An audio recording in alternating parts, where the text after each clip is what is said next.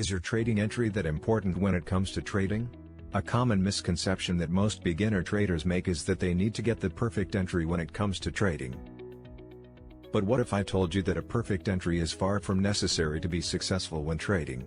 What if I told you that it might even be a hindrance to your success? In the book Trade Your Way to Financial Freedom, Van Tharp aims to burst the myth about nailing the perfect entry. He argues that a trading system is only 10% entry. H argues that a great trading system is a function of designing a strategy that fits you personally, good risk management, tons of setups, and a good exit strategy in place.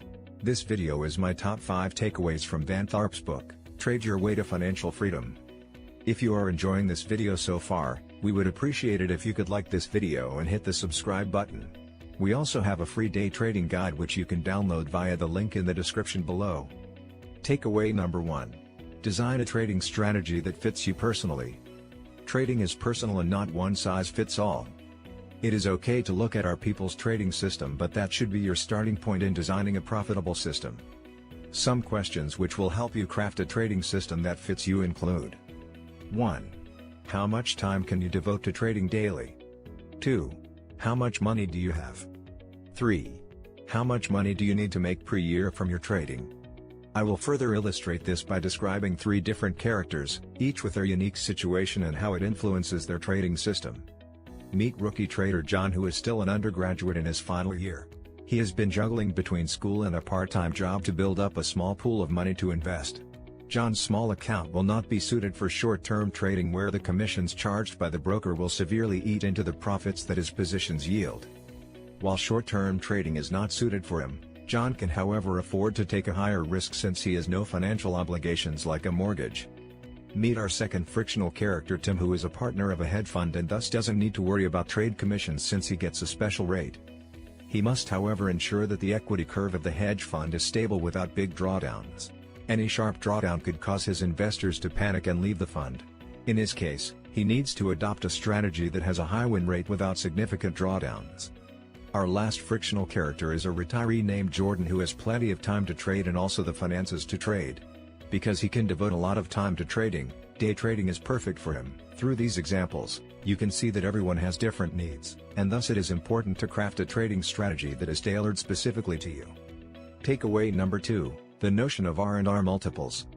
One of the most common and deadliest mistakes an aspiring trader can make is to not define his risk when entering a trade. Van Tharp calls it R, the short form of risk. You probably heard about the golden rule of trading, which advocates to cut your losses short and let your profits ride. If you do not predefine your risk, you could potentially lose your entire trading account in a single trade. Now when I say predefine, I'm referring to knowing when you are going to exit if you are wrong. All great traders are masters of risk management and they know how much they are risking at any one point in time. If you were to buy euro-dollar at 1.5 and place in a stop loss at 1.49, we can say that you're risking 1R. What 1R means depends on the percentage of equity you risk per trade. Now Van Tharp explains that every trade you make can be measured in multiples of R using the earlier example. Let's say you managed to exit euro-dollar at 1.52, a gain of 200 pips. That's a 2R trade because your stop loss was 100 pips and you made 200 pips. Van Tharp further illustrates this concept using 2 bags of marbles. These 2 bags characterize 2 different trading systems. Each marble within the bag represents an individual trade and the outcome of the trade is expressed in terms of R. But how do you know which of the 2 systems is better? Well, if you sum up the value of the marbles for each bag and divide by the number of marbles, you will get the expectancy of the trading system. The expectancy of the trade represents how much in terms of R that you can expect to earn on average from a trade. In this example, we can see that System X is better than System X in this regard. System X has an expectancy of 0.5 R versus System Y, which has 0.3 R. Van Tharp tells us to visualize how the distribution of R multiple looks like so that we can understand what to expect from the system. Takeaway number 3, always have an exit plan. Van Tharp argues that exits are way more important than entries. Just like how you should build your trading strategy to suit your personality, it is important to build your exit strategy so that it matches your personality. This is the only way to ensure that you can stick to your trading strategy over the long term. Could you handle being wrong 10 times in a row? Many profitable systems yield big profits but take frequent small losses. This is very typical of a trending strategy where the big money is made when the market trends. But because the market only trends less than 20% of the time, you will be taking frequent losses when the market is range-bound. And even though a trending strategy might be profitable in the long run, you could easily have 10 losing trades in a row, which might lead you to abandon the strategy. Van Tharp covers 3 types of exits that you might want to consider. 1. Percentage exits.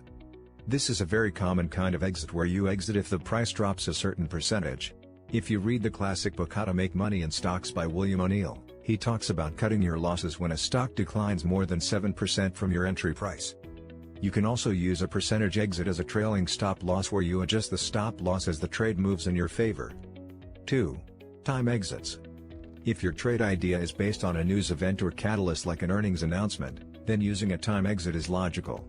You expect a reaction from the market to the news event, and if the market doesn't move, then your thesis is wrong and you exit the trade. 3. Volatility exits.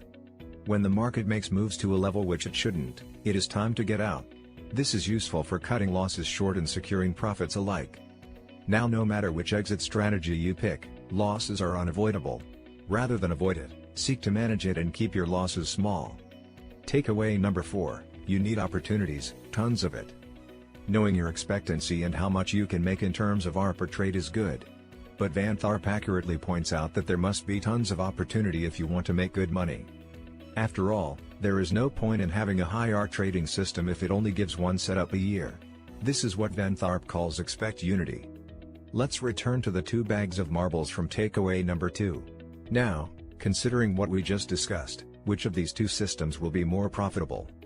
Let's say that System X has very stringent rules and thus only trades on average once a week. As a result, you can only expect to profit 26R yearly since the expectancy per trade is 0.5. Now let's say that trading System Y, which has a lower R, trades on average once a day. Thus, you can expect it to generate about 109R yearly since the expectancy per trade is 0.3. System Y is likely to make more profit in a given year even though it has a lower expectancy per trade. This is because the system offers more trading opportunities. Takeaway number 5, the most important part of a system is position sizing. If you thought that having a trading system with positive expectancy is enough, here's a reality check for you. Position sizing is the most important part of a system because it has as much impact as expectancy and opportunity. Yet, it is often overlooked. To demonstrate the importance of position sizing, we will return to the bag of marbles that represents System X, except that this time, I want to introduce 3 traders into the example: Tim the risk taker, Rachel the fixed-minded and conservative Lee. Each of them has $5,000 to trade and they all use the same systematic trading strategy.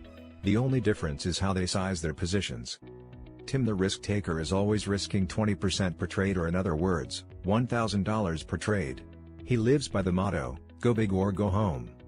Rachel the fixed-minded wants to keep things simple. She always risks 2% or $100 per trade and does not adjust this as her account balance grows or declines. Conservatively applies the percentage risk model taught by Van Tharp. She always risks 3% of her equity on any given trade. In this case, since she has a capital of $5,000, she risks $150 per trade. Her percentage model is structured in such a way that her position size will increase if she's winning and decrease if she's losing, since it's based on her equity. Now assume that I randomly pull out 10 marbles from the bag.